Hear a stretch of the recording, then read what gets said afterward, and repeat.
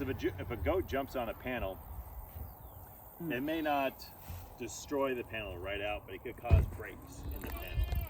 And if a solar panel starts to have cracks in it, each of those little cracks starts creating shade on the solar cells. So a panel that's cracked a bunch can actually have is reduced efficiencies because of all the shade that the cracks on the panels provide to the solar cells beneath them. So you don't really want anything on top of the panels. You don't want anything potentially cracking them, even if it's not full on destroying the panel. So with goats, particularly with goats, you want to make sure everything is high enough that they're not going to mess with it. If we talk about sheep, sheep are roughly the same size. They are less active than goats, so they're going to care less about some of the wires. They're going to care less about jumping up on things, unless you have lambs. My lambs love jumping on things. They're about 2 feet tall, maybe even up to 3 feet, but not as much as goats. Think about the horns for the goats, how that could get stuck in between wires. So say you have conduit, or say this is a steel pile that's holding the solar panels up. If you put the conduit just a little bit away, now you have this gap here that a goat could get its horn stuck. I mean, you were just hearing about that goat having its head stuck in a fence, right?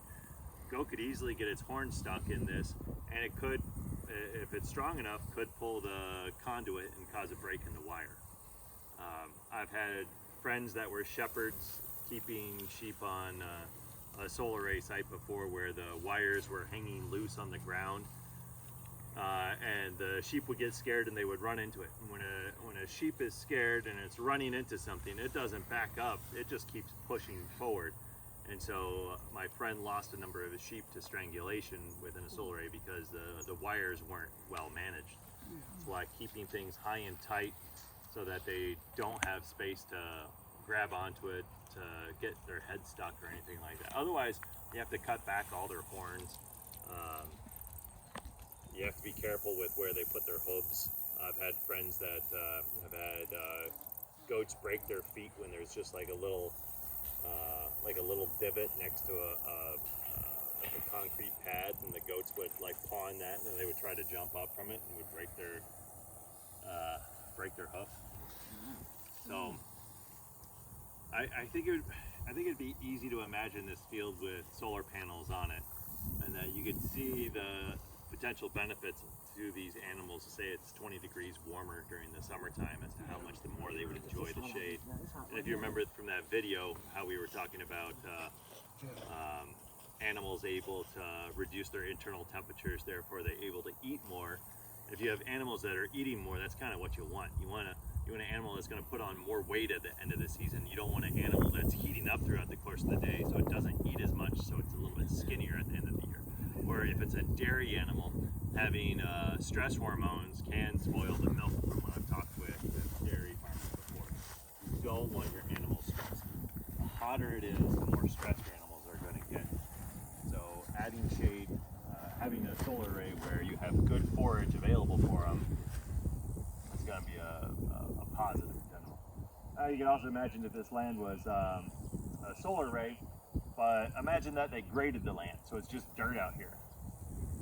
Now where are the goats going to eat? They're not going to have their heads down like this. Like maybe there'll be a few weeds here and there that they could munch on. But now you have to bring in food for them if you're going to keep them out here for an amount of time. So then you think about how much gasoline, diesel that you need for trucking in food, and then also just buying all those hay bales and then put over here. The better we take care of the land during the construction of a solar array means that there's more food for them later, and then you also have the shade for the animals to have a healthier summer. And again, you can already see that they have some hutches out here for either potentially shade or maybe sometimes at night. I know my lambs like to stay underneath structures like that at night when they're still young. What is the difference? You are saying a normal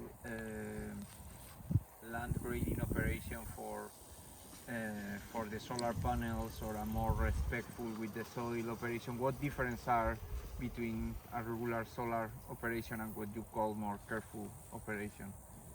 So a normal solar array, They might come in and decide that this land is too sloped.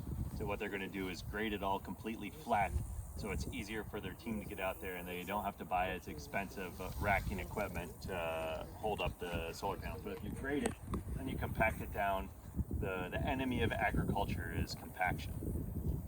And it's just easier if you don't compact it to begin with. So trying not to run it, trying not to have vehicle movements going from back and